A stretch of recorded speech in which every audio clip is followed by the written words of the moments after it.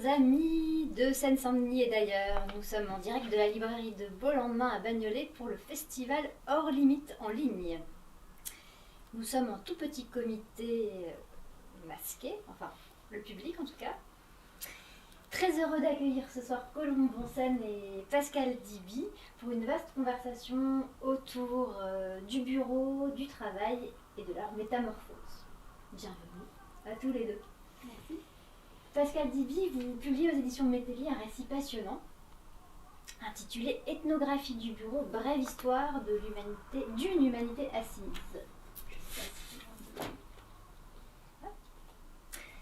Vous êtes ethnologue, mais vous êtes également un conteur hors pair.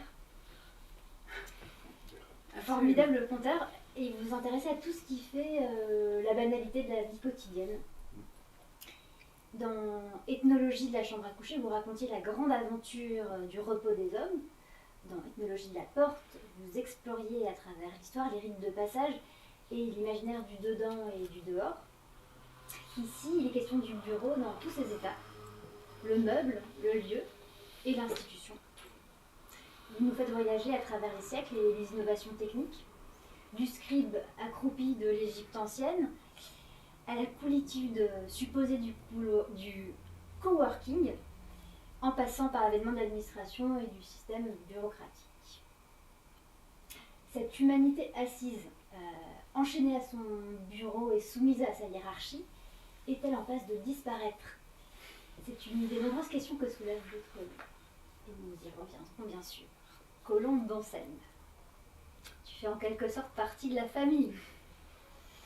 Tu as vu naître la librairie et quelques mois après, tu y prenais tes quartiers pour une résidence d'écrivaine financée par la région Île-de-France. Ça signifie que tu es ici chez toi, sans pour autant y avoir de bureau, ni de chambre à coucher, ni même de brosse à dents. Mais que tu connais le placard du haut où on range les chocolats, la porte d'entrée du personnel, et puis la manière de déplier cette table sans te coincer les doigts. Et puis surtout, ça signifie que nous partageons des lectures, des idées, des projets censés nourrir en une parfaite réciprocité l'écriture de ton troisième roman et la vie de la librairie. Ton deuxième roman s'appelle Vumer, aux éditions Zoé. Et c'est une comédie piquante pleine de fantaisie et de poésie. 125 pages de chorégraphie très fine de la vie de bureau, avec la densité d'un feuilleton, et une jolie pirouette finale que bien sûr nous ne dévoilerons pas. Ton troisième roman s'inspire de ton histoire familiale. On n'aura pas le temps de l'aborder ce soir, mais disons que tu l'écris en grande partie confiné à Bagnolet, dans ton bureau avec vue imprenable, non pas sur la mer, mais sur les tours mercuriales. Je vous propose de commencer cette discussion en évoquant ces tours mercuriales qui nous font face. Vous public, ne les voyez pas. Mais ce sont deux tours très imposantes, deux gratte-ciel à l'architecture inspirée des tours jumelles du World Trade Center new-yorkais, qui offrent aux Bagnoltais et aux Bagnoltaises de magnifiques jeux de lumière. 33 étages de bureaux construits il y a 45 ans, en 1975, pour concurrencer sans aucun succès le quartier d'affaires de la Défense. Elles sont aujourd'hui rachetées par un promoteur anglo-israélien qui ambitionne d'en faire des hôtels de luxe. Et pour l'instant, les derniers étages sont occupés par un collectif d'artistes qui sont absolument ravis de profiter de la vue panoramique. Alors qu'est-ce qu'elles nous inspirent, ces tours qui sont une sorte de modèle d'une certaine forme de la vie de bureau et un modèle aussi un peu désuet peut-être? C'est la première question. Ce matin, j'ai réveillé mon fils au son de la radio qu'il écoute, qui diffuse du rap. Et il y avait une chanson, ça a retenu toute mon attention parce que je pensais aussi à notre discussion de ce soir. Et c'était les tours de la Défense, c'est là qu'on pense. Et c'était comme un signe. Il fallait donc que cette journée commence par les tours de la Défense et continue au pied des Mercuriales qui, en effet, font face à mon bureau en ce moment. On se demande ce qu'il y a derrière. C'est vrai qu'elles ont un côté... elles évoquent quelque chose de très contemporain et de très moderne, et pour autant, elles sont déjà un peu décaties d'un autre temps, d'un autre monde. Et évidemment qu'il y a eu des bureaux, on imagine une activité et un pendant à la Défense, à ces empilements de bureaux, cette vie sociale autour du business, de ce qui s'y passe. En fait, ce sont des tours assez mystérieuses, je trouve, parce qu'elles sont là au milieu d'un centre commercial, de l'échangeur, etc. On ne peut pas y pénétrer comme on veut, il faut un badge, il faut... On ne peut pas. Moi, c'est mon rêve, et c'est aussi le rêve de mes enfants d'aller tout en haut des Mercuriales, mais c'est pas possible. J'aimerais bien rencontrer le collectif d'artistes qui y est en ce moment pour profiter de la vue qui doit être assez impressionnante.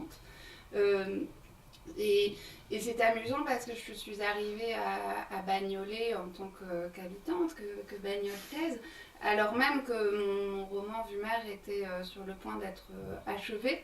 Et c'est vrai que c'est exactement le décor que j'ai imaginé à mon roman, en tout cas un bout d'étage dans une tour similaire. Donc maintenant elles me font face, j'écris complètement autre chose, mais c'est comme un rappel de cet univers-là. Mais je serais curieuse que Pascal, qui connaît l'histoire de ces lieux, peut-être, pourquoi on a empilé à un moment donné les bureaux, et puis pourquoi on a voulu faire un pendant à la Défense aussi, ça c'est assez marrant. Ah oui, je crois que tu as donné exactement la définition des espaces de bureaux contemporains, ou du moins dans le songe, parce que finalement aujourd'hui c'est en train de se transformer radicalement. D'abord, ce qui est intéressant, c'est que tu as dit que c'était un lieu impénétrable. Alors là, on a une petite définition du bureau, effectivement, qui est entre l'espace privé, l'espace public, mais dans lequel on ne peut accéder qu'à partir d'un moment, on a une autorisation, etc. En plus, il y a une chose intéressante, c'est que cette architecture de tours, elle aurait un sens dans un espace où il y aurait d'autres tours vouées aux mêmes activités, si je puis dire. Là, elle est inattaquable au sens où elle est dans un paysage, elle est tellement haute qu'elle est trop proche, alors elle joue sa fonction de reflet, etc. Et c'est là où elle joue effectivement son prestige dans la région, c'est-à-dire que tout vient se refléter sur elle. Et c'était sans doute l'objectif, un petit peu comme les Italiens au Moyen-Âge, avec les campanili, qui faisaient des tours les plus hautes possibles. Là, on a aussi l'expression d'une puissance.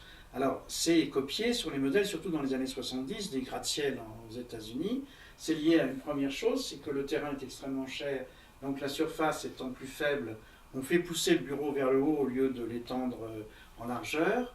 C'est lié aussi au fait qu'elles représentent une absolue modernité, c'est-à-dire quand elles sont érigées, on les présente et on les vend, si je veux te dire, comme l'endroit le plus moderne du monde, d'une certaine façon. Et effectivement, il faut se rendre compte que ces espaces-là, dans lesquels on a peu l'occasion de rentrer, on ne fait jamais visiter, par exemple, les coursives de ces tours-là, alors que ce sont des kilomètres et des kilomètres d'un doublage, en fait. C'est une double vie. Il y a la vie officielle et puis il y a la vie derrière de la maintenance de la tour, qui représente peut-être là plusieurs kilomètres d'ascenseur, peut-être plusieurs kilomètres de souterrain, des centaines de mètres d'aération. Alors tout ça, on se dit oui, d'accord, etc. Mais en fait, si. La question, c'est qu'on est en train de regarder un espace totalement artificiel qui exprime son artificialité justement par sa suffisance, par sa beauté, par son reflet.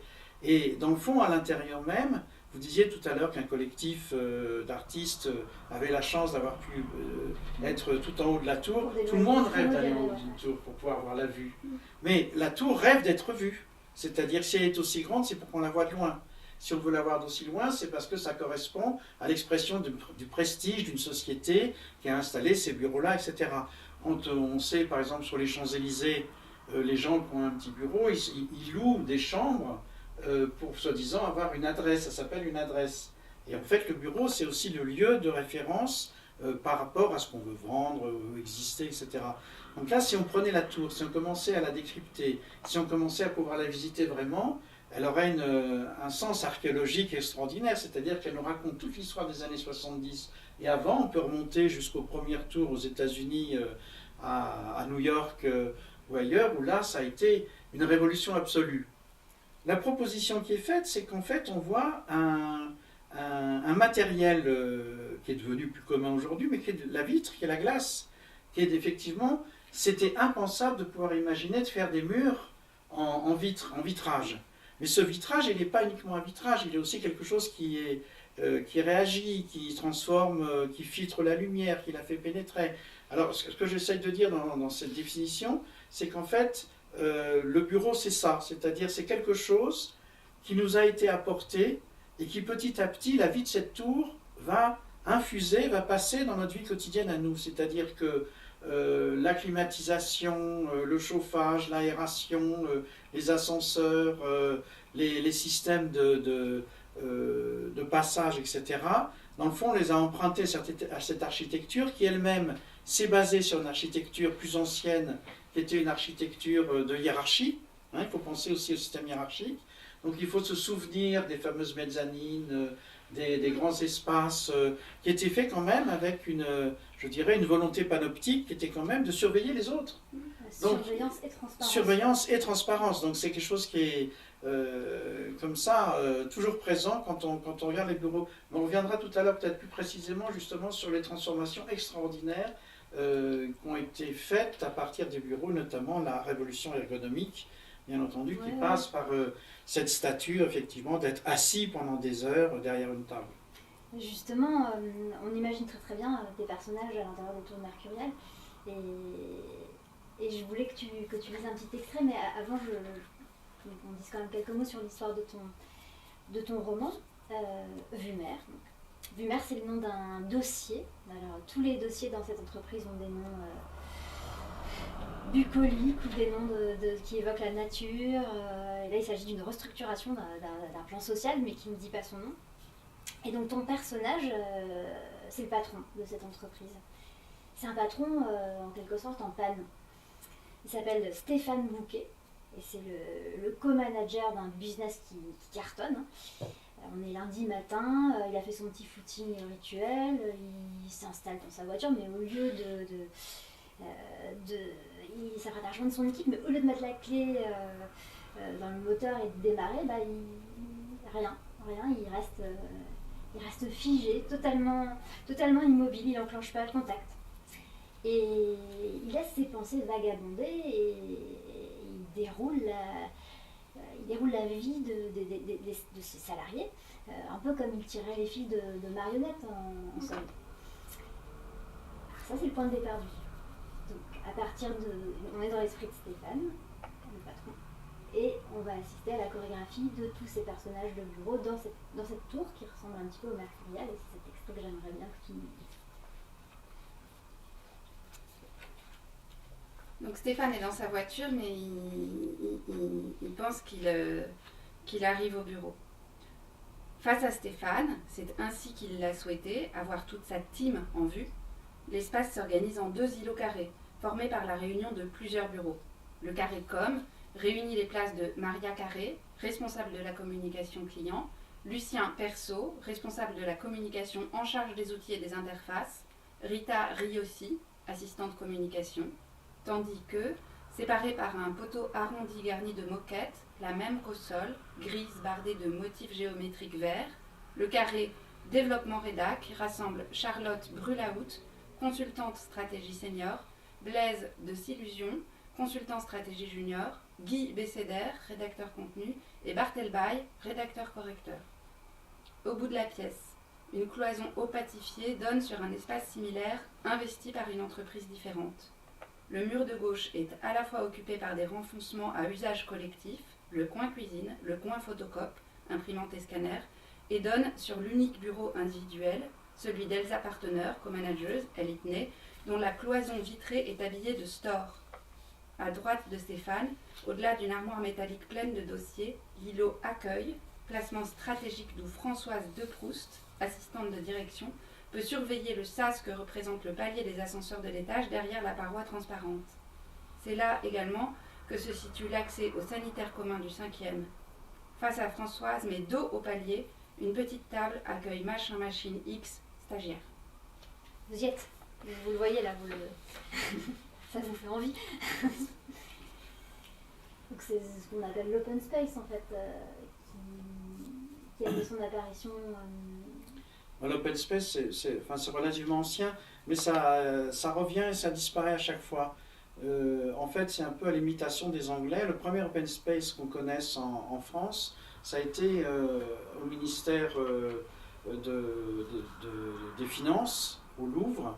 Et il se trouve que le Louvre a brûlé dans les années 1860.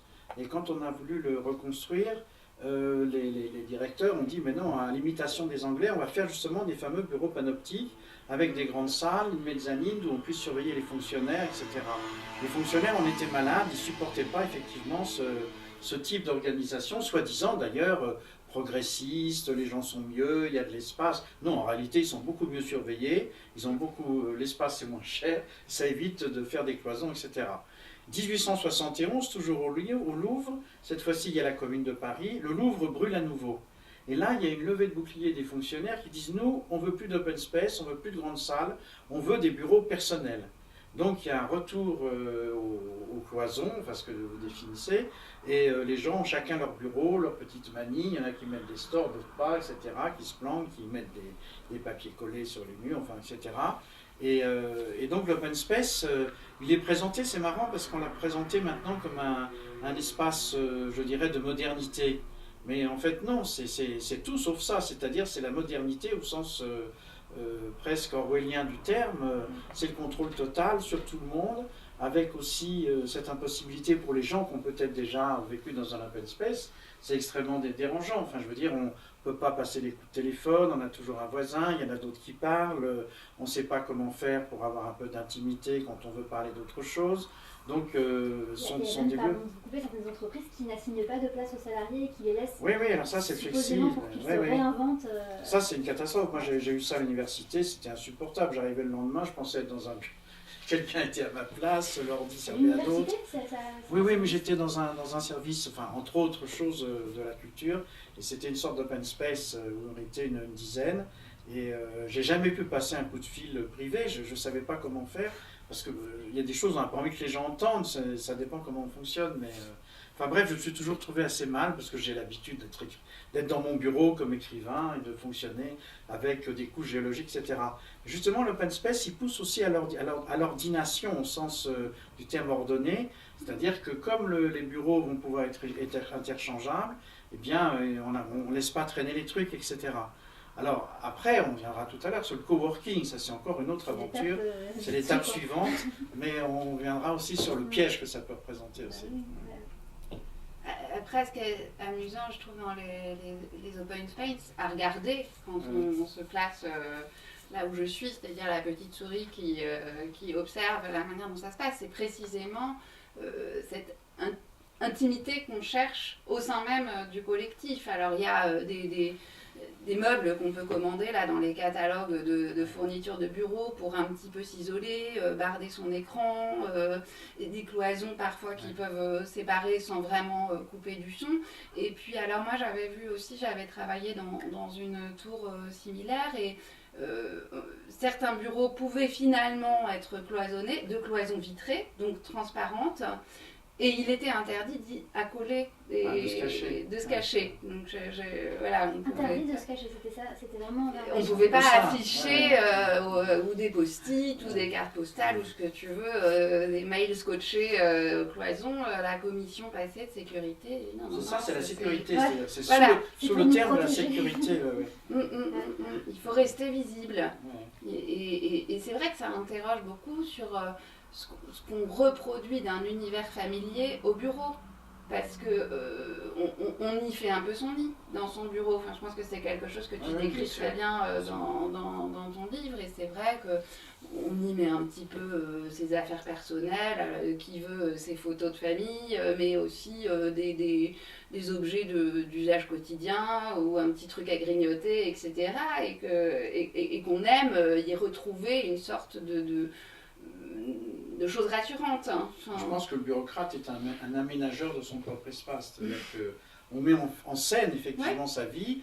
Alors on y appelle quelques objets, pas forcément énormément, mais les lieux les plus extraordinaires, c'est les tiroirs. C'est ça qu'il faut c'est ce qu'on cache dans les tiroirs. Voilà. Moi je connaissais un fonctionnaire qui avait désattribué de son attribution. Et en fait, il avait constellé le fond du tiroir avec des punaises. Et il faisait donc des dessins toute la journée au fond du tiroir. Bon, maintenant, ça serait changé avec, je suppose, un jeu sur Internet, etc. Mais il faut se désennuyer. Et le bureau, c'est un lieu a priori ennuyeux, parce que c'est un lieu a priori clos, décoré par les autres aussi. Il faut se rendre compte aussi que ce n'est pas vos meubles. Théoriquement, pas nos meubles. Alors, ça, c'est un petit peu plus... on peut faire des choix maintenant du bureau qu'on veut, etc. Mais il n'empêche que pendant très longtemps, c'est resté l'espace de la discipline et de la hiérarchie. C'est-à-dire que le moins bien loti avait une place sous l'escalier pour recopier des décrets ou des factures, des choses comme ça. Et le mieux loti, c'est connu, à le bureau le plus haut, top, comme dans la tour, j'imagine. Ça devait être les directeurs qui avaient la plus belle vue. Oui, la plus belle vue. Et là, le grand truc, c'est d'avoir un bureau en angle. Là, vous avez une vue à double vue, enfin, si je puis dire. Et c'est aussi, j'y pense, une sorte de... Ce qu'on expose dans son bureau, c'est une sorte de vitrine personnelle. En fait, on s'expose aussi, parce qu'on sait très bien que le bureau est un lieu de sociabilité, de passage, de réunion. Donc ce qu'on y montre fait notre rôle social. Il fait notre rôle social, et il fait aussi, quand j'ai parlé de discipline, il y a cette dimension disciplinaire très importante. Et je me souviens, à l'époque de De Gaulle, si je puis dire, il y a eu dans Paris Match un jeune président aux États-Unis qui s'appelait Kennedy. Et la première photo qui a été publiée de Kennedy en France, c'était le président Kennedy, les pieds sur son bureau, allongé dans son fauteuil, les pieds sur le bureau. C'était une révolution absolue.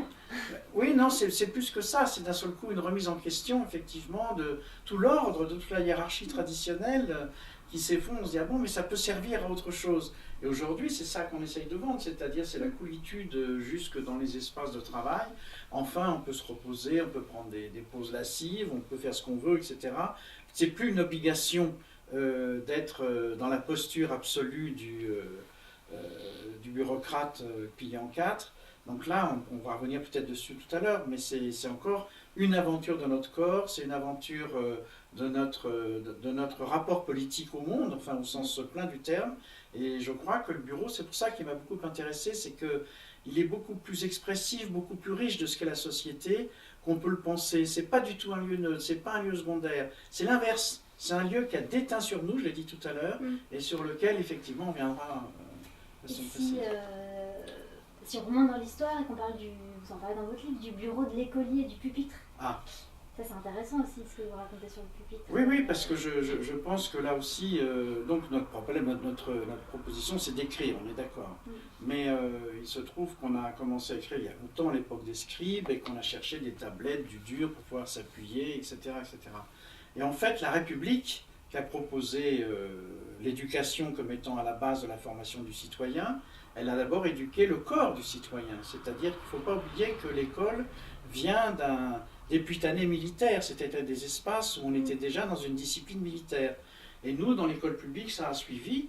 Et j'ai quand même des souvenirs d'enfance où on avait une mise au pas réelle, c'est-à-dire que dans la cour, on prenait ses distances devant, on montait en ordre jusqu'au bureau, on restait debout et on s'encastrait dans le bureau, qui a été pensé, lié avec la chaise, qui était lié avec la chaise, et même on disait qu'il fallait qu'il soit attaché au sol pour que les écoliers ne le bougent pas. Donc on acceptait pendant 7 heures par jour de se plier totalement dans ce bureau où on s'intégrait avec des contorsions extraordinaires, et c'était vraiment une discipline, la discipline du pupitre. Mais je pense qu'on ne passe pas par là innocemment, je crois qu'on en sort construit d'une certaine façon. Je ne parle pas forcément de souffrance, etc. C'est ça que je veux dire, mais je crois que quand il y a une construction du corps, il y a aussi une construction de l'esprit, et que cette soumission à l'espace, à l'obéissance, cette acceptation de ne pas bouger. On voit bien qu'aujourd'hui, chez un petit enfant élevé autrement, c'est plus comme ça que ça marche. Je ne sais pas, je me souviens de mon fils qui, apparemment, les enfants dans les écoles maintenant peuvent bouger, aller lire dans un coin. C'est le propos de beaucoup de structures pédagogiques Oui, alternatives, ça, oui. justement, aussi, de défaire donc ça veut dire que le l'assise corps est vécu autrement. et d'avoir des meubles qui permettent moins de contorsion, plus de liberté dans les gestes. Et on a oublié de penser que les générations grandissaient. Donc ça, c'est extraordinaire parce que les pupitres ont été construits. Et en fait, à partir d'une base fausse, je ne me souviens plus du nom de l'inventeur de la décote, si je puis dire, qui est refaite. Et du coup, les tables françaises, partout, sont plus petites que les autres tables dans le monde. C'est assez marrant parce que nos cotes, qui sont, je ne sais plus combien, à 57 ou à 87, 60, ça doit être 47 ici, 60 et quelques ici, eh bien, tout ça, ça se transforme. Et alors l'ergonomie, qui est une discipline finalement assez récente. Oui, et ça c'est lié vraiment,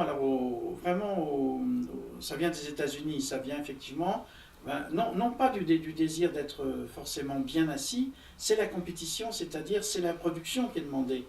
Donc ce qu'on va chercher, c'est rationaliser au maximum les gestes. L'ergonomie, c'est l'équivalent de la rationalisation du travail. Et donc ce qui est formidable, c'est que justement dans les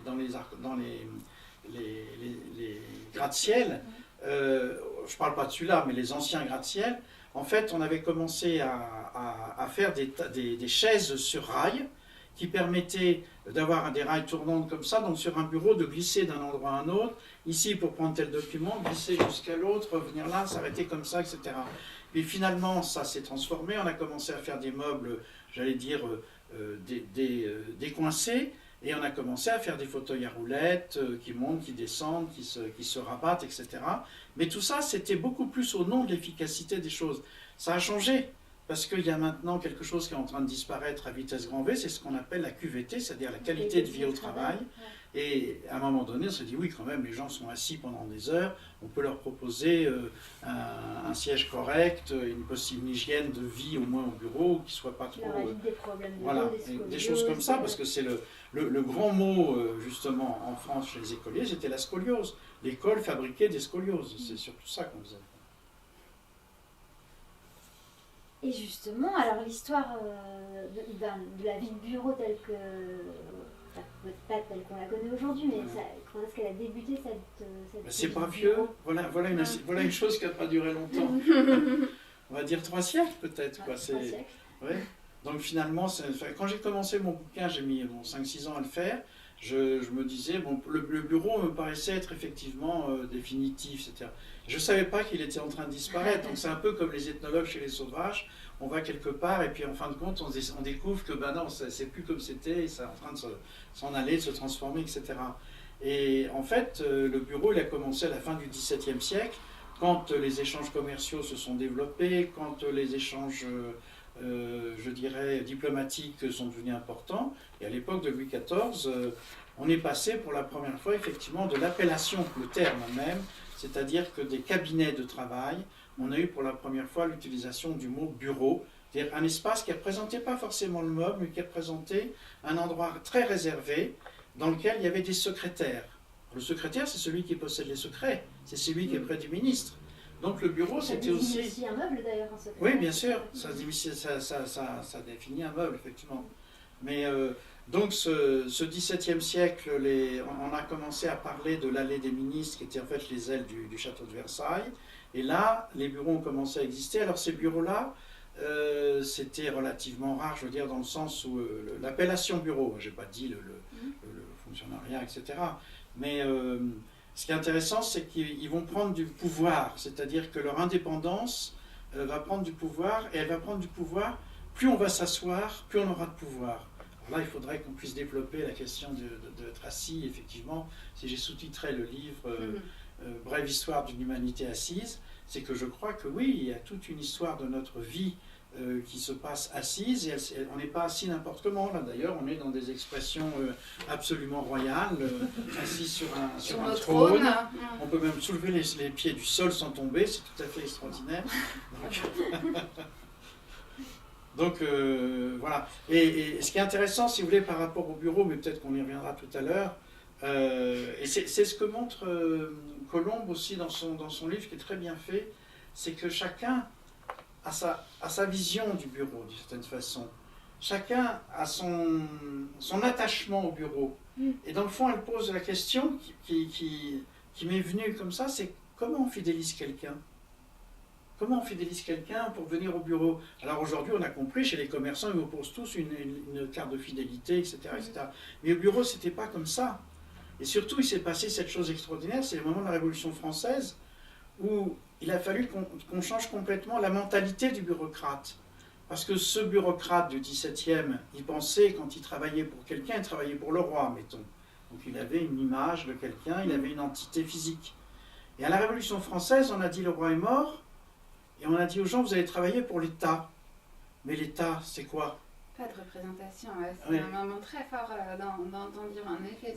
C'est la désincarnation de ce pourquoi et pour qui on travaille. Et tu as raison, parce que moi, c'est une question qui a été c'est une vraie question. À l'origine de ce projet. C'est-à-dire pourquoi, finalement, on s'astreint à ça. Dès lors que toi, tu mets en scène des fonctionnaires, tu mets en scène des salariés. Oui, mais voilà, vous l'avez dit, elle met en scène des salariés. C'est déjà ça, c'est des salariés. Pourquoi est-ce qu'on va travailler? On va travailler parce qu'on est payé. Et comment est-ce qu'on a été payé? Très mal. Jusqu'à la Révolution française, où pour la première fois, on propose de verser un salaire fixe.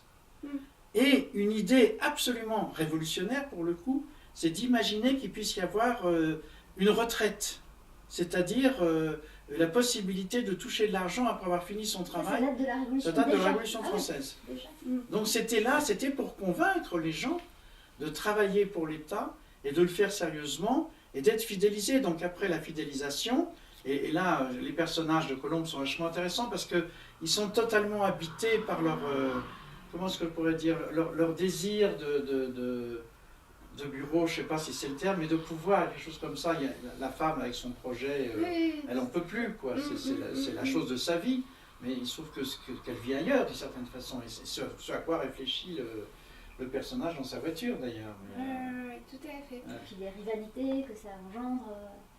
Oui, alors rivalité et jalousie, les jalousies. Et envie, c'est une petite société au final, et qu'on oblige à une communauté de vie, qu'on astreint à une communauté de vie dans lesquelles les rôles sont préétablis, donnés, on est employé par et pour, avec des fonctions, et on met tout ça comme autour d'un déjeuner de famille le dimanche avec chacun son rôle, et démerdez-vous.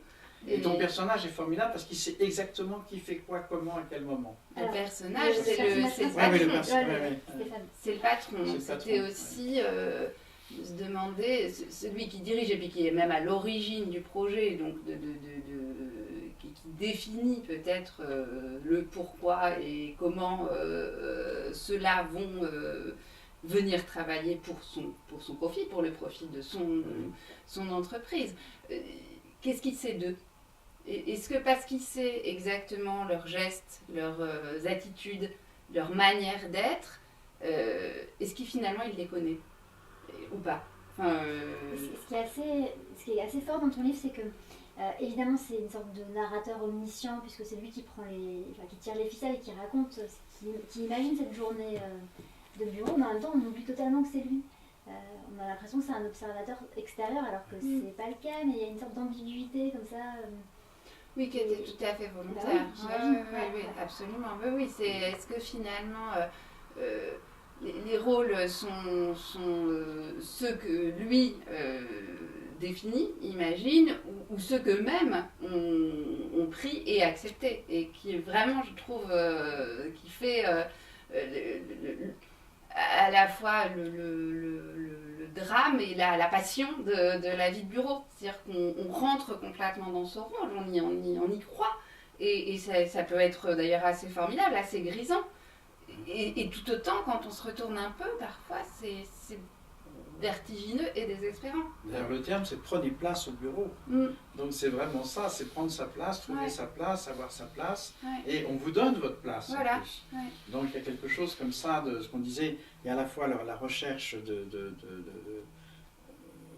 fidélité et en même temps on cherche, celui qui travaille tous les jours ne va avoir de cesse que de se débrouiller pour échapper à ce qu'on lui demande aussi. Hein. C'est quelque chose, c'est la ruse. Donc on produit ce qui est demandé, mais d'une certaine façon... Pas tous, ça pas dépend. tous, Pas tous. Il y a les ruseurs, enfin il y a des types, mais en effet, il y a celui qui cherchera toujours à dévier la route telle qu'elle est proposée. Ouais. C'est quand même assez fort ceux qui arrivent à se faire une place, tout en assumant un certain droit à la paresse, en fait. Oui, mais c'est ça, bien sûr. Et souvent, ils sont mal vus, mais je trouve mais au bout de 40 ans, madame... Ouais, 40 ans, mais parfois c'est... Parce que c'est ça aussi le bureau, c'est quelque chose, c'est comme un humus, c'est quelque chose qui s'ajoute. Alors on va peut-être venir sur la période contemporaine, parce que les choses sont en train de changer, mais pendant longtemps, d'ailleurs c'est ce qu'on imaginait, pendant longtemps c'était le bureau vu à travers Balzac, hein, c'était vraiment ce bureau avec ses odeurs, sa poussière, ses habitudes, tous ces systèmes comme ça de relations, on dirait presque quand il décrit des cages en fait. Oui, c'est vrai.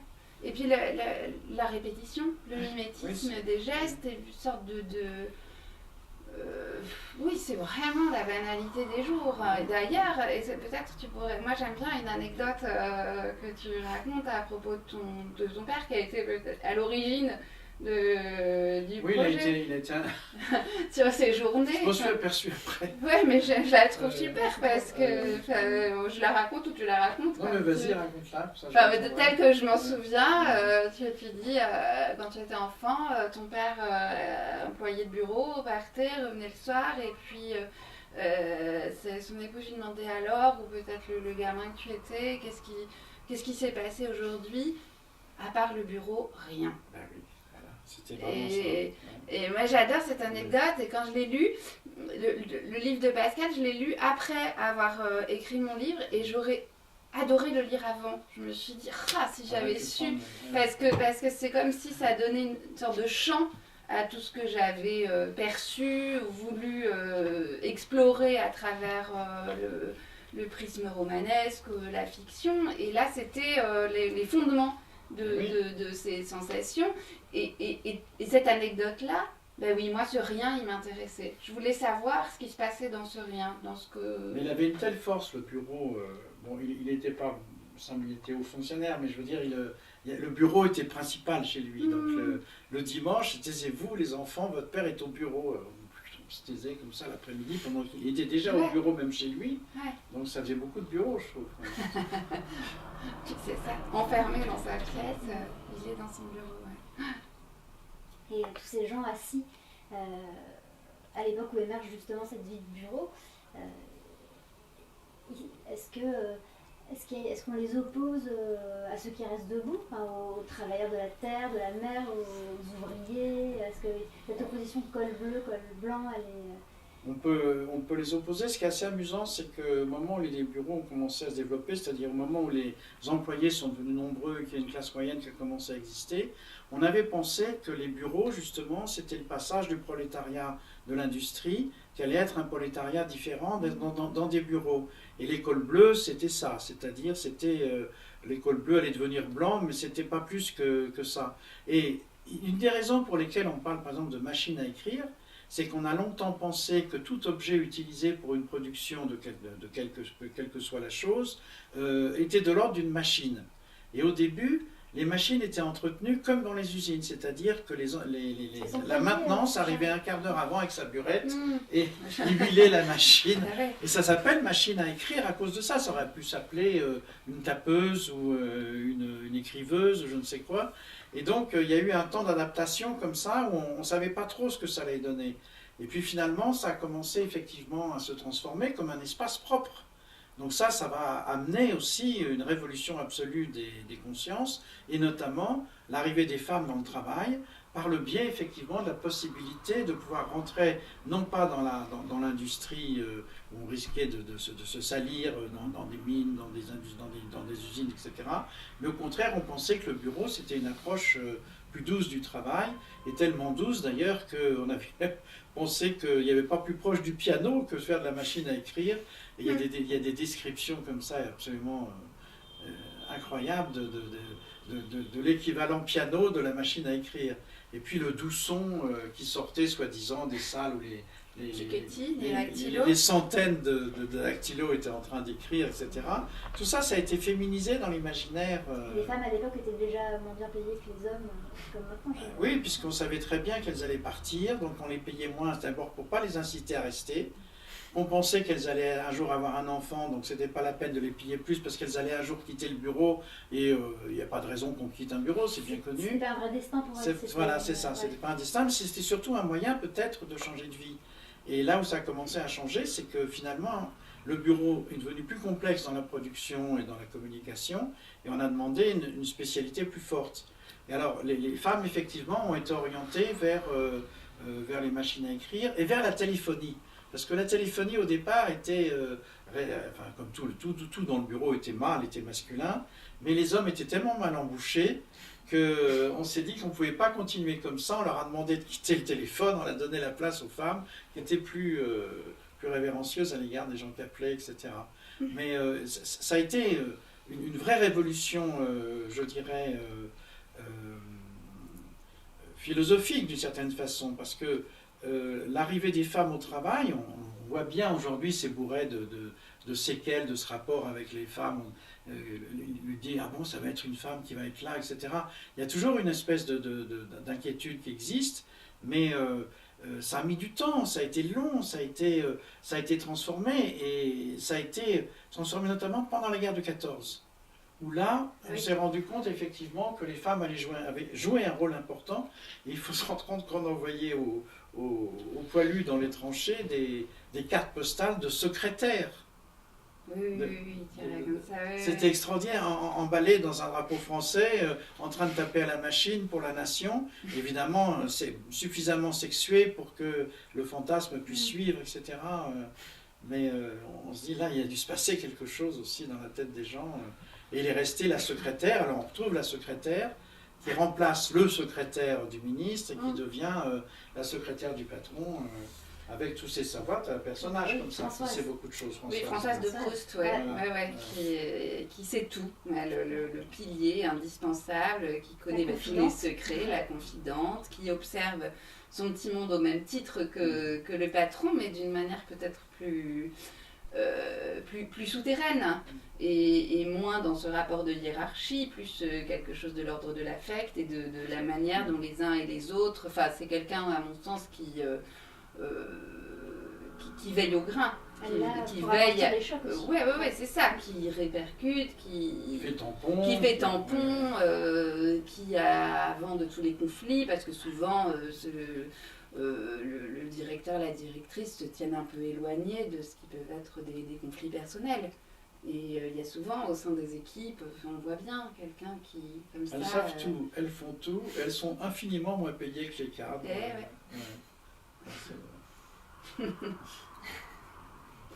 Belle définition.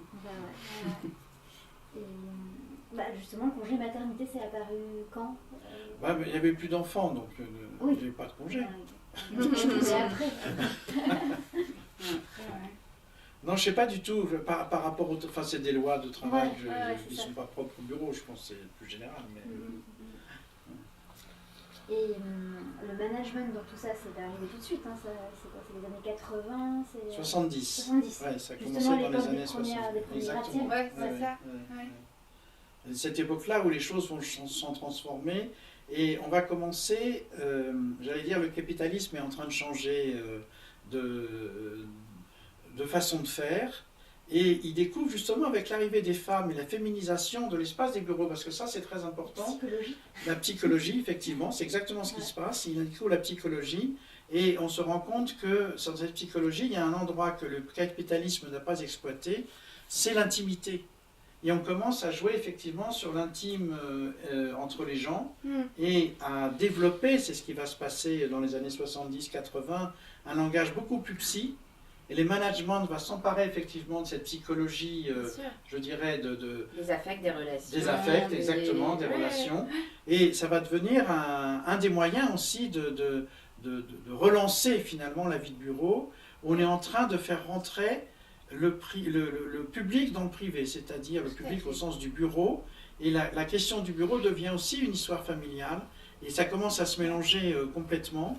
Et jusqu'à cette espèce de psychanalysation des rapports entre eux. Oui, après, ce qui est assez étonnant, c'est que c'est à la fois une psychanalysation et à la fois... Non, bien sûr, c'est intéressant, je veux dire, en soi. Et c'est rattrapé par une sorte de novlangue assez barbare qui pose des termes venus du dessus pour essayer du développement personnel. Oui, de décrire des situations somme toute extrêmement banales et on vient complexifier, à mon sens. Enfin, quand on lit, moi j'avais eu pour préparer le livre des complices dans des grandes boîtes, etc., qui m'avaient fait passer des rapports, audit de l'équipe, voilà, audit des phrases, mais il y a quelque chose à faire sur ce langage. J'ai essayé un petit peu, mais voilà, je m'en amuse un petit peu, mais c'est vrai que ce sont l'auto-évaluation, par exemple. Il y a voilà, le fait de se regarder, mais qui sont aussi des bonnes choses. Ça veut dire c'est important de la parole et le pouvoir exprimer ses ressentis au sein d'une équipe. Je pense que c'est très important, mais moi ce qui m'a passionné, c'est la langue. La manière dont on vient d'essayer de définir de manière très complexe quelque chose qui est extrêmement simple et qui est voilà, on s'entend pas, on n'arrive pas à travailler ensemble, mais alors si vous c'est des choses que tu retrouves aussi dans le marketing oui, tout à fait, tout à fait. C'est du marketing en fait, puisque tout est pensé par rapport au profit, c'est-à-dire comment à partir de cette situation qu'on va décrire par je ne sais quelle figure géométrique et réflexivité à tout crin pour essayer de dépasser la situation et de créer quelque chose qui mène au profit. Ouais. Et on s'en fiche que les gens s'entendent. Il faut... Donc, ce qu'il faut, c'est qu'ils puissent produire. Voilà. Et en fait, c'est la rationalisation à outrance, effectivement, même de l'affect. Voilà. Rationaliser l'affect. Ouais. Et maintenant, on a été encore plus loin, c'est la epicracy, c'est-à-dire l'idée, c'est d'aller au travail en sifflotant et en étant tellement heureux au boulot qu'on ne le quitte plus, quoi. On fait un petit baby-foot, et puis allez, une petite sieste, et puis ensuite, allez, c'est parti. Tiens, On peut être là jusqu'à 23h, tellement on est bien. Voilà, tellement on est bien, on bosse tellement. Bon, enfin, ceci dit, on est parti dans une histoire... l'histoire du télétravail, je ne sais pas si on en parlera. Allons-y, parlons-en. Ouais. Bah, je pense que c'est le début de la fin de quelque chose, c'est-à-dire que tout à l'heure je parlais des QVT, de la qualité de vie au travail, qui était quand même... J'allais dire, il y a encore 2 ans, on était très loin. Il faut se rendre compte que même à Bordeaux, on avait commencé à imaginer dans les heures du bureau un temps de dormitorium aménagé à l'intérieur du bureau, etc., dans certains endroits. Bien sûr, bien sûr. On avait proposé des cantines bio, de la meilleure bouffe. On avait proposé quand même, là aussi, au niveau de, je dirais, l'équivalent. C'est ce que disent d'ailleurs en ce moment les gens qui sont en train de recycler les bureaux. Un bureau et un 3 étoiles, c'est à peu près le même standing en mobilier et en espace. C'est assez intéressant que les Mercurial deviennent un hôtel de chaîne plutôt de luxe. Et des hôtels qui sont en train de devenir des bureaux, puisqu'on est en train de développer... Et maintenant le bureau de luxe. Il y a des salles de conférences associées, c'est pour accueillir des bureaux de luxe pour accueillir des salariés. La chambre, finalement, la chambre à coucher, le bureau, tout ça. Le groupe Accor a mis des hôtels à disposition, c'est en train de transformer des chambres qui louent effectivement à des entreprises, mais qui sont des bureaux de proximité pour les gens qui habitent dans le coin, et d'aller quand même dans un bureau qui n'était pas loin. Et je pense qu'on va aller vers des maisons de travail, enfin au sens où on va louer, c'est déjà les coworking, c'est ça, hein, on présente un peu comme des cafés, mais en réalité vous louez votre place et vous allez travailler tranquillement dans un café qui n'en est pas un, tout en étant un. Tout en étant travailleur indépendant, oui, sans bien avoir sûr, de retraite ou de protection sociale. Et là, le télétravail, effectivement, donc c'est pas une question que si, c'est une question qui est un petit peu abordée par un des personnages de ton livre, le syndicaliste là, qui s'appelle Guy Besséder, qui est un ancien étudiant en sciences sociales, qui a décidé d'aller mettre son nez dans les entreprises. Et lui, il plaide pour que les salariés aient un téléphone portable, pour avoir une vie personnelle, en fait, un petit téléphone à eux, mais qu'ils laissent absolument au bureau, qu'ils n'aient pas le droit de Oui, ils réfléchissent à un personnage qui pointe l'aliénation de l'entreprise. C'est vrai que ces histoires de téléphone portable, mais tout ça paraît très vieux. C'était, mais bon, ce sont des réflexions qui ont existé au début des téléphones portables. Faut-il que l'entreprise finance à ses salariés des téléphones portables? Et beaucoup ont plaidé oui, parce que sinon on se sert toujours d'une autre, etc. Pour séparer deux vies. En fait, de quoi ça s'est révélé très insupportable, parce qu'avoir 2 téléphones dans son sac de numéros, et puis à ta mère tu donnes lequel, et puis je ne sais quoi, enfin... Sans compter qu'on est quand même très consentant, qu'il y a une sorte de servitude... Et voilà, mais cela étant dit, ce Guy Besséder, il pousse le truc jusqu'au bout, et en disant, ok pour le téléphone portable, mais pour qu'il reste au bureau. Voilà. et l'autre lui réplique, je paye pas des téléphones portables qui seraient fixes. Voilà, mais cette mobilité interroge bien sûr sur la confusion des espaces, qui est vraiment celle que pose le télétravail aujourd'hui, de la chambre à coucher qui devient l'espace du travail, et la mainmise de l'entreprise sur nos espaces privés. Mais il va falloir repenser l'architecture, parce que elle a déjà été repensée une première fois dans les années 1860 par Garnier et d'autres, qui ont été les premiers à marquer dans les plans le nom de bureau parmi les pièces qu'il pouvait y avoir dans un appartement haussmannien ou autre, donc un milieu aisé. Mais aujourd'hui, il va bien falloir qu'on repense effectivement dans les F5, ça va être des F5,5 ou des F2,5, c'est-à-dire un petit espace où il y aura quand même un lieu réservé au bureau, si effectivement le télétravail se développe de plus en plus. Et je pense qu'avec la micronisation des systèmes de communication, ça va se produire, c'est une évidence. Il y aura sans doute des présences au bureau, comme vous faites, je monte Lise, mais je veux dire comme ça, de façon régulière, pour qu'on reste en contact, que les choses soient dites, qu'il y ait des réunions, des choses comme ça, mais il n'empêche qu'on va bien être obligé de poser la question de savoir comment on fait pour pouvoir travailler chez soi. C'est fatalement un facteur d'inégalité en fonction du logement où on habite, quoi. C'est comme l'école à la maison. Voilà, on rejoint la qualité de vie au travail, c'est exactement ça. Sans compter la charge mentale qui est décuplée pour ceux qui en ce moment travaillent avec leurs enfants. Oui, mais on va vous dire, vous payez plus les déplacements en voiture, vous payez plus le train, vous payez plus machin. En réalité, bref, on est dans... Mais où est-ce que c'est discuté? Où est-ce que c'est discuté syndicalement? Mais c'est vraiment comment les syndicats vont s'emparer de cette question-là. Ça, c'est intéressant. Parce qu'en ce moment, ça réagit énormément du côté des entrepreneurs. Je veux dire, ils sont en train, ils deviennent fous. Ils veulent plus de télétravail. Ils veulent pouvoir garder leur troupe sous le coude. Oui, d'ailleurs, ma collègue Agathe, son compagnon s'est vu refuser le chômage partiel. Il s'est vu refuser, oui, c'est ça. Donc effectivement, ils veulent plus, ils veulent tout ce non, mais ça va être très compliqué. Ouais.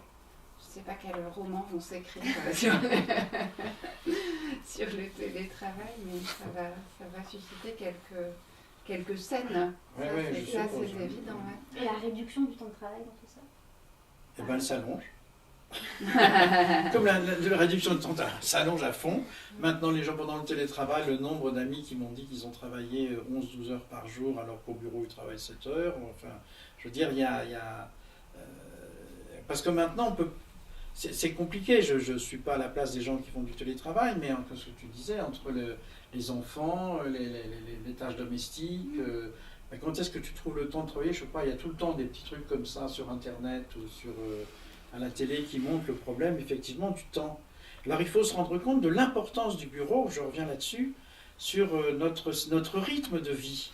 Et il faut savoir qu'au moment de la Révolution française, le fonctionnariat, je veux dire, les bureaux sont devenus tellement importants que toute la société s'est organisée autour des horaires des bureaucrates. Il y a un terme de Sébastien Mercier de 1882, 1782, qui est formidable. Il dit les bureaux ont désheuré Paris. C'est-à-dire qu'on a changé, les gens commençaient à partir pour arriver au bureau à 9h, on a commencé à faire des temps effectivement entre midi et 2 pour qu'ils puissent s'arrêter pour manger. Ce qui était avant le dîner est devenu le souper. Et on a commencé pendant très longtemps à dîner à 18h et à souper à 21h, 22h. Et puis après, ça a donné donc petit déjeuner, déjeuner, dîner, et ça a complètement transformé les horaires. Et aujourd'hui, les gens peuvent être tellement moulés par le système de rythme. Si je veux dire, à l'université, je m'amusais parce que j'avais une secrétaire c'est donc des étudiants qui sont toujours, qui n'arrivent pas au bon moment comme d'habitude, ce qui est normal. Et je me souviens qu'elle fermait de midi, mettons, à 2 heures. Et les étudiants poussaient la porte et elle hurlait « Vous voyez pas que je suis fermée ?» Et je trouvais ça merveilleux, quoi. Je me disais, c'est quand même extraordinaire. Mais on est tous dans cette optique-là. Et quand vous vivez en province, par exemple, vous savez qu'à midi moins 5, si vous n'êtes pas allé chercher le pain, c'est mort, quoi. C'est pas envisageable, moi, je suis parisienne. Maintenant, c'est pas envisageable, n'empêche que ça ne l'était pas, et je suis étonné que ça continue. Dans des régions comme Auxerre ou ailleurs, c'est génial, quoi. Midi moins 5, embouteillage qui dure 5 minutes, et on prend 14 heures, quoi. On est beaucoup de commerçants à avoir apprécié le couvre-feu à 18h, paradoxalement. Bah oui, parce que j'imagine. Pas mal, ouais. Non, mais ce que je veux dire, c'est l'influence du bureau sur la temporalité du quotidien. Et ça aussi, c'est quelque chose de très important. Donc, le télétravail et la délocalisation, la détemporisation de l'espace de travail va sûrement apporter effectivement peut-être que ça sera comme aux États-Unis. Moi, ça m'avait beaucoup surpris. C'est des espaces ouverts 24 heures sur 24, par exemple. Oui, les espaces de travail pour... Faire des courses à 2 heures du matin, c'était pour moi un truc... Oui, mais c'est pas impossible que les espaces de travail on est déjà soient aussi là-dedans, parce que c'est vrai que on décloisonne d'une certaine manière. Les immeubles qui sont en train d'être construits, souvent les premiers étages sont réservés peut-être justement à du travail flexible, des espaces comme ça, etc. Donc on voit bien qu'il y a des choses qui vont bouger. Enfin, on peut travailler depuis son lit aussi, ça c'est pas mal. Oui. À propos de lit, Colombe, si tu veux nous lire un petit passage. Page 90, c'est Barthelbaï, qui est rédacteur de contenu et qui, sur sa pause déj, se promène dans le centre commercial et... Voilà, il vient de déjeuner. La crème caramel et le café avalé, il ressent les effets de sa décontraction. Il règle l'addition. Merci chef, à bientôt chef. Bonjour à la belle dame chef. C'est Stéphane en fait, pardon. Retourne illico à sa voiture, c'est qu'il ferait bien un petit somme. Il ne pense même pas à remonter chez lui où il pourrait s'assoupir sur le canapé ou mieux, dans son lit. Bart le lui recommanderait, lui qui, après son menu midi chez Harmonie d'Asie, s'est rendu dans le centre commercial de la Dalle, 2e étage au fond à droite, au roi de la literie. Dans l'espace d'exposition du magasin, il a déambulé, slalomé à travers les passages laissés entre 2 modèles, en a tâté les matières, a exercé une pression du bout des doigts pour en apprécier la fermeté ou l'élasticité, en a repéré un, à l'écart, s'y est allongé, sur le dos. Stéphane ferme les yeux, en même temps que Bart. Les volutes d'écran de veille, les visages des membres de l'équipe, la nuque de Maria pour l'un, les fesses de Natacha pour l'autre se superposent derrière leurs paupières. Bientôt, ils s'endorment tout à fait. 10 minutes se passent. Dans sa demi-conscience, Bart perçoit les termes moelleux, king size, coutil, saison. Un couple près de lui essaie un matelas. D'un air emprunté, ils prennent garde à ne pas se toucher. À peine leurs pieds s'effleurent-ils à l'insu du vendeur dont un badge placé sur la chemisette renseigne le prénom, Nikos. Les jeunes gens l'écoutent d'éviter les options du matelas en question, rient un peu gênés en répondant à ses questions. Oui, on est bien plutôt en chien de fusil, quoique, enfin, ça dépend, ferme mais pas trop. Nikos opine en passant la boutique à la ronde. Une fois l'affaire conclue avec madame et monsieur, vous ne serez pas déçus, croyez-moi, il s'approche de Bart. Alors, il vous plaît ? C'est l'heure de remonter, bientôt celle de la réunion. Bart quitte le roi de la literie en tentant d'ajuster sa veste molle. Stéphane, quant à lui, rêve de voyage. On pourrait parler aussi des réunions, de cette espèce de manie de faire des réunions tout le temps, mais je ne sais pas si on va avoir le temps d'aborder. C'est infini en fait ce sujet. La réunion Zoom. Ouais, Zoom ou pas Zoom. Ça y est, on est rentré là-dedans maintenant. En présentiel ou en absentiel. Trop de questions. Ouais, je propose de laisser la parole à notre vaste public. À la foule. À cette foule en délire. Peut-être que depuis les mercuriales, on va recevoir. Si vous avez des questions, c'est le moment. Sinon, on a tout. Enfin, moi, j'ai d'autres questions, plein de questions. J'ai pris des notes. Je suis comme toi. Caroline, peut-être vous voulez vous dire d'où vous parlez, de quel point de vue vous vous situez. Alors moi je suis cadre dans une entreprise qui avant était un service public, maintenant est une entreprise privée. Je travaille dans l'innovation, donc la volonté de refaire avec de l'ancien, du neuf et de la transformation. Et j'ai travaillé sur les aménagements des espaces de travail. Donc tout ce que vous dites résonne en fait. Et je ne pense pas que ce monde soit mort. Aujourd'hui, en situation de télétravail, tout à l'heure vous avez dit une phrase qui m'a un peu surprise, qui est plus on est assis, plus on a de pouvoir. Et j'ai pensé à deux images, et une autre qui était qu'on allait, avec le télétravail, quitter nos espaces de travail. Aujourd'hui, en plein confinement, les seuls qui sont au travail tous les jours, ce sont les directeurs généraux adjoints. Et ils ont la particularité de tous s'équiper d'un bureau, vous savez, qui monte. Je ne sais pas si vous connaissez, ce sont des bureaux à Berlin, qui montent comme ça, qui fonctionnent pour pouvoir travailler debout. Ah oui, c'est Parce ça. qu'il paraît que c'est meilleur pour la santé de ne pas rester assis tout le temps et donc de travailler debout. Donc je trouvais que c'était un peu en opposition à ce que vous disiez, parce que en fin de compte, aujourd'hui, pour moi, ceux qui ont le pouvoir dans mon entreprise, ils sont debout, ils sont au travail, physiquement. Et donc, voilà. J'interroge vraiment ce que vous aviez dit sur le fait qu'on voit disparaître le bureau. J'ai quand même l'impression que le pouvoir s'accroche au bureau, vraiment énormément. Donc c'est juste ça m'a fait penser à ça.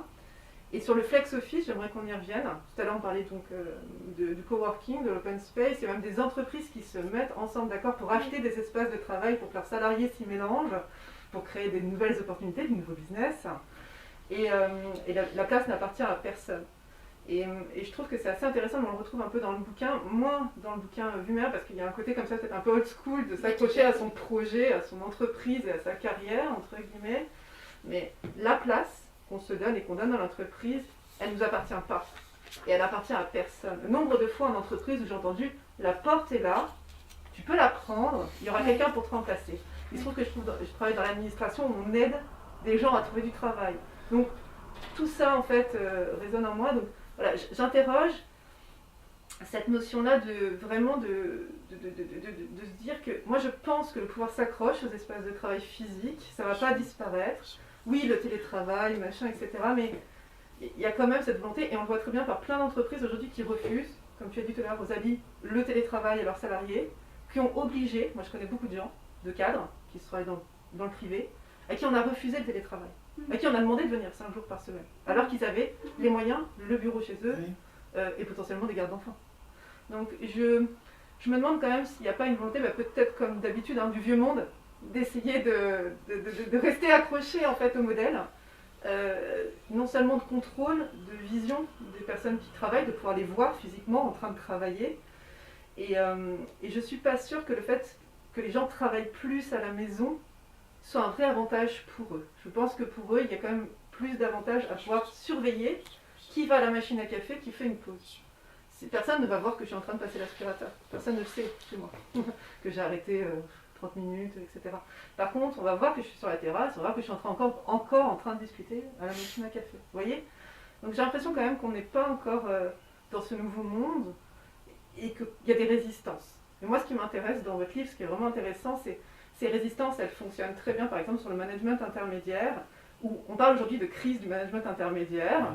En fait, dès la création, et c'est génial dans votre bouquin, c'est un truc sur lequel j'aimerais bien que vous reveniez, dès qu'on a créé les managers intermédiaires, c'était déjà en crise. Et j'ai trouvé ça vraiment, vraiment intéressant. Je ne sais pas si vous pourrez revenir sur ce rôle du manager intermédiaire, je trouve qui est très discuté aujourd'hui, dans les bullshit jobs de David Graeber, etc. Je retrouve ça.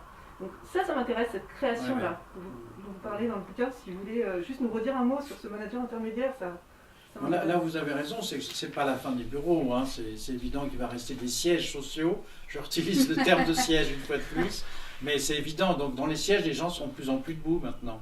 Parce qu'on sait que ce qui se vend, c'est de plus en plus des bureaux debout, même Ikea en fait, etc. Parce que c'est pour la santé, les gens en ont marre d'être assis, ils peuvent être assis debout, avec des petits vérins hydrauliques, on peut monter, j'ai vu tous ces modèles-là. Mais là, vous avez raison, c'est la hiérarchie intermédiaire. Et ce qui est en train de se produire, mais dans les générations qui arrivent, c'est qu'ils n'en veulent plus, cette génération intermédiaire. Parce que quand on a des slasheurs en face de soi, qui ont envie de faire des boulots différents dans des entreprises différentes, ils ne voient pas l'intérêt d'avoir un petit chef qui est en train de filtrer les choses, alors qu'eux peuvent faire le truc et que justement c'est leur compétence qui leur permet d'intervenir dans d'autres espaces qui les intéressent plus, etc. Donc je pense que c'était un peu des rouages de contrôle d'une certaine façon aussi, les personnages intermédiaires comme ça. Donc ce qui va se passer, je pense qu'il va y avoir plutôt un système hiérarchique qui va se mettre en place, avec des compétences, d'ailleurs c'est souvent dit, hein, le fait qu'on est très bon là-dedans, quelqu'un va être très bon là-dedans, il va se vendre, c'est des termes qu'on n'avait jamais utilisés avant, de se vendre, je vends ma compétence. Je suppose que c'est emprunté aux États-Unis, etc. Mais il n'empêche que je suis d'accord avec vous, ce n'est pas la fin du bureau, il y en aura toujours, mais il n'y en aura plus dans les mêmes proportions. Et il faut savoir aussi que ce qui va se passer avec le télétravail, avant c'est les cadres qui pouvaient ramener chez eux éventuellement des dossiers pour pouvoir y travailler le week-end ou quelques jours, ou en disant on est en train de terminer un truc très important, je reste à la maison pendant 2 jours, etc. Parce qu'il y avait une confiance, parce qu'il y a etc. Mais maintenant c'est plus ça. C'est des employés de bureau qu'on a renvoyés chez eux. Donc c'est beaucoup plus complexe parce qu'eux n'ont peut-être pas forcément les moyens, effectivement, d'avoir, ce qu'on disait tout à l'heure, cet espace de travail chez eux, etc. Et surtout, la question que je me pose, ça va être la défense de tous ces gens. Comment ils vont se débrouiller? Alors, le droit du travail. Alors là, j'ai une autre question. Tout à l'heure, vous avez parlé, donc moi j'ai parlé du travail dit prescrit et du travail réel. Ouais. Donc ça, c'est des choses qu'on utilise en sociologie entre le travail que le chef te dit de faire et le travail que tu réalises vraiment. Ouais. Et il y a toujours un décalage, et c'est l'une des zones de pouvoir du salarié de faire un peu comme il veut. C'est-à-dire qu'il a des règles, mais le tout c'est qu'il fasse son boulot. Donc en fait, il le fait un peu comme il veut. Et pour connaître pas mal de salariés qui, eux, ne sont pas cadres, aujourd'hui qui travaillent chez eux aussi, je peux vous dire qu'ils savent quand mettre la pédale et quand l'enlever. Il y a une redéfinition du travail réel qui est très très intéressante parce que qu'on n'aurait pas pu imaginer en entreprise. Quelqu'un qui se lève en plein milieu de l'entreprise, en open space, s'en va 2 heures et revient alors que c'est pas l'heure. Paradoxalement, ça c'est pas une nouvelle liberté? Parce que justement, l'entreprise aussi a créé de l'astreinte. Je veux dire, d'être assis toute la journée, la systémisation même de dans son bureau. À son bureau, assis, travailler, faire semblant de travailler de 9h à 19h, quels que soient ses horaires en fin de la plage horaire. Il y a quand même des fois, tu l'as dit, c'est ennuyeux, et puis on n'a pas toujours une activité telle. Donc, paradoxalement, le télétravail, avec tous les problèmes qu'il soulève, aussi vient permettre de plus se calquer sur la réalité de la tâche à effectuer. Donc c'est un lieu passionnant. Enfin, j'ai une question. Vous travaillez à Pôle emploi, si j'ai bien compris. On ne peut pas le dire, mais on peut le supposer. Non, mais ce qui m'intéresse, c'est de savoir si maintenant il y a des fiches de poste employés de bureau, cherchons employés de bureau. Non, ça n'existe pas. Aujourd'hui, on a une classification de l'activité qui est telle que c'est près de... alors, j'ai plus le chiffre en tête, je demande à mes collègues, mais c'est des milliers et des milliers de ce qu'on appelle des fiches ROM qui définissent. Le code ROM. En plus, on réfléchit aujourd'hui, et vous en avez parlé un petit peu, par compétence. C'est-à-dire que Pôle emploi, alors pour le coup, plutôt défendre ma boîte, je suis un peu corporate, mais je trouve qu'on est assez intelligent, puisqu'on est en train de renverser un peu la vapeur, et on essaye un petit peu de travailler avec tous les acteurs du service privé sur ça, c'est que on réfléchit plus nous en tant que métier ou en tant qu'activité pure avec une fiche de poste et un objectif à atteindre, etc. Mais comment la personne a développé des compétences en fait dans sa vie personnelle et professionnelle, ce que vous disiez tout à l'heure, et comment elle peut le mettre au service d'un objectif financier, bien sûr, mais d'un objectif aussi propre qui est de s'insérer dans cette entreprise-là. Et je trouve que cette transformation-là, vous en parlez un peu, est intéressante. Et donc, on n'a plus de poste ou d'offre d'emploi employé de bureau. C'est pas un métier, en fait, employé de bureau. Et même les secrétaires ne s'appellent plus secrétaires. Alors, non seulement parce qu'il y a la novlangue qui est passée par là, on appelle assistante de direction, assistante d'administration, etc. D'ailleurs, grand soutien à Marie-Christine, on a parlé de faire des secrétaires dans mon service, qui est formidable, et en effet qui gère une mère de famille, Ouais, en c'est fait, ça, ce c'est collectif, voilà. Voilà. Et donc, le fait qu'il y ait comme ça énormément de termes, énormément de choses qui se cachent derrière, fait que non, on n'embauche pas un employé de bureau. Mais il y a toujours cette dichotomie col blanc, col bleu, Ah ouais. puisque des cols blancs, il n'y a aucun problème pour les recruter, on n'a pas de tension. C'est-à-dire on a du poste pour les gens qui recherchent, hein, il n'y a pas de problème. Par contre, pour les cols bleus, on n'arrive pas à recruter. Il y a plus, les gens on a du mal à recruter sur des postes d'aide à la personne, par exemple, parce que c'est difficile, parce que c'est contraignant, parce qu'on est debout, parce qu'on n'a pas de bureau. On va chez les gens, on n'a pas de... Voilà, et puis même, c'est pas un bureau que de travailler dans un EHPAD. Il n'y a pas cette notion de bureau. Et ces métiers-là, non seulement ils sont difficiles et tout, vous allez dire, il y a quand même plein de gens au chômage, etc. Mais les gens sont intelligents, ils voient, ils projettent et ils savent qu'ils vont être sous-payés dans un métier difficile et ils savent surtout que justement, ils ont des compétences et qu'ils peuvent faire des formations. On leur a vendu la formation pour tous. Je ne dis pas que c'est pas impossible, c'est compliqué. C'est pas parce qu'on va se former à un métier que demain on va pouvoir l'exercer. Donc, toutes ces lignes de crête, ces différences, et puis surtout il y a 6 millions de chômeurs et 200 000 postes non pourvus. L'équation, on a beau avoir une administration semi-publique pour travailler là-dessus, tous les gens qui travaillent à Pôle emploi savent qu'il y a une équation. Voilà. Mais c'est intéressant parce qu'on accompagne des gens qui ne vont pas aller au bureau, nous. On accompagne potentiellement des gens qui, eux, cherchent un salaire, une survie, qui sont précaires, qui cherchent, voilà, c'est pas des, voilà. D'ailleurs, il y a peu de diversité dans votre livre, parce qu'en fin de compte, ce sont des cadres aisés, voilà, blancs, on les imagine, blancs d'ailleurs, c'est pas juste imaginer. Ouais. Non, mais justement, moi j'ai essayé un peu de les imaginer. Ouais, mais moi en lisant, non, je voyais, voilà, voilà, société privée un peu classique, quoi, voilà. Et donc, il y a même dans l'administration française, dans ce que vous écrivez l'histoire, c'est une histoire quand même de reproduction sociale, voilà, etc. Et donc, ce que je trouve intéressant, c'est ça, c'est que on écrit peu sur ce monde-là, sur le monde du travail. Il y avait cet auteur qui avait travaillé sur les agents de sécurité, il a fait un livre génial sur son expérience en tant qu'agent de sécurité. Il n'a pas de bureau, il est debout toute la journée. Debout payé, qui est phénoménal parce que justement, ça rapproche cette notion de travail au-delà du bureau. Mais après, c'est pas le sujet qui nous intéresse, parce que vous avez fait quand même un boulot excellent, parce que on y retrouve vraiment toutes les questions aujourd'hui, justement, du management, de la crise, en fait, de ces gens-là. Encore il y a une semaine, un de mes collègues, qui était cadre, a démissionné, et il va construire une tiny house dans les Cévennes, un peu voilà, avec des amis pour créer un potager bio. Donc il y a aussi une crise de santé super intéressante.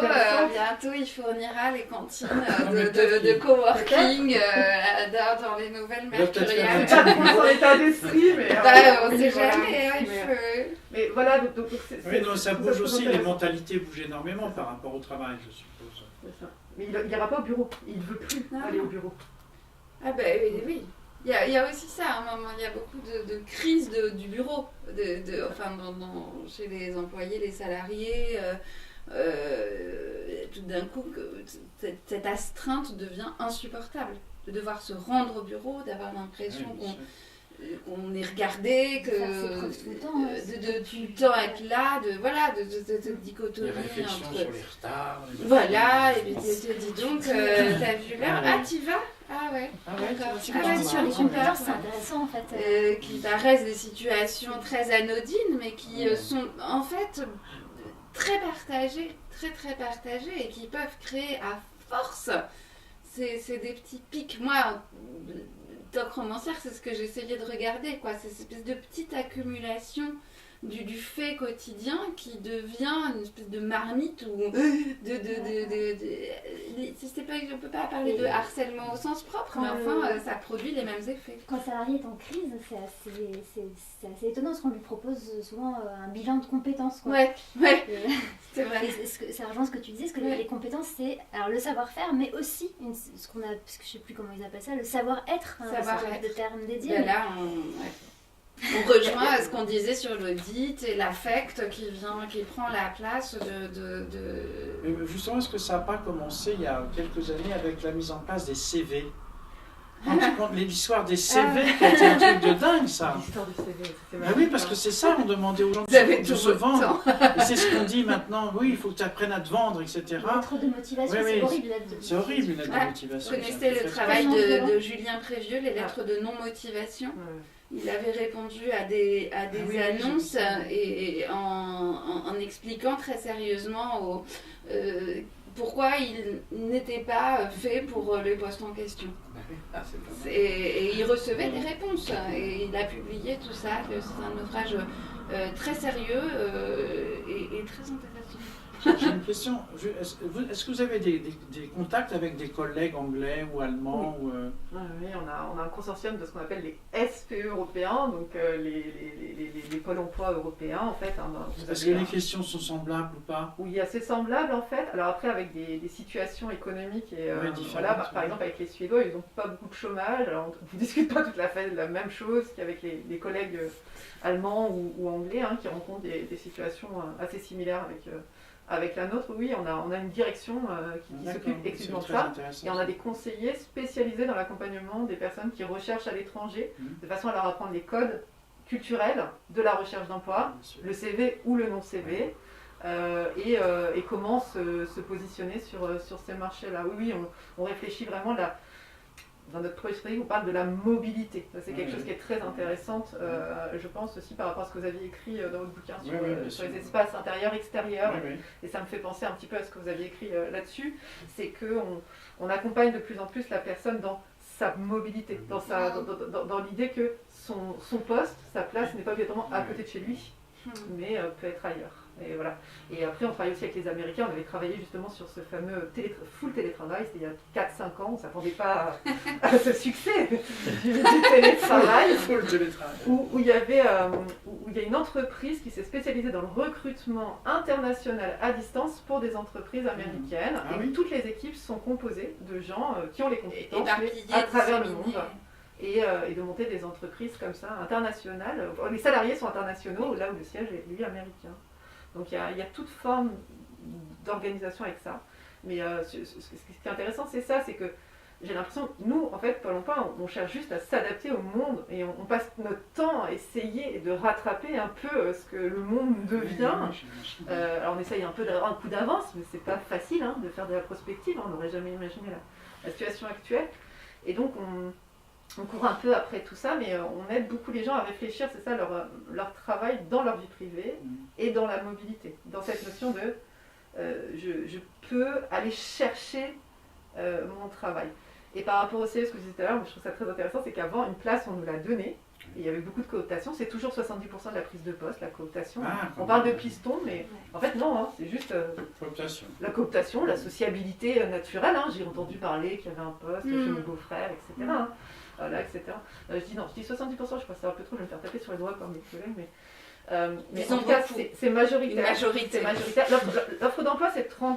Oui, c'est ça. L'offre d'emploi, c'est 30% de mise en relation, le CV, la lettre de motivation. Donc, c'est pas...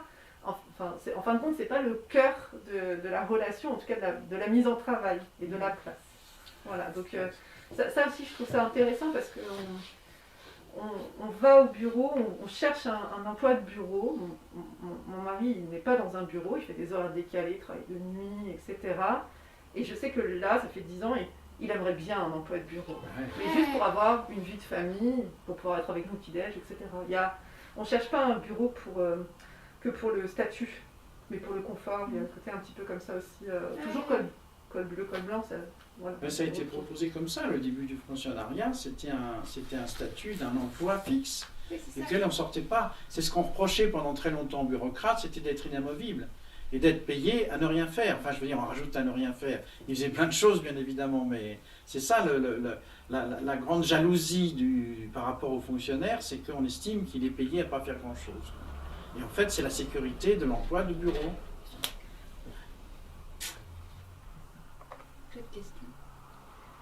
Merci beaucoup pour vos réflexions, vos interventions, votre participation à cette soirée. On peut en discuter encore plusieurs heures, je pense, c'est un peu infini.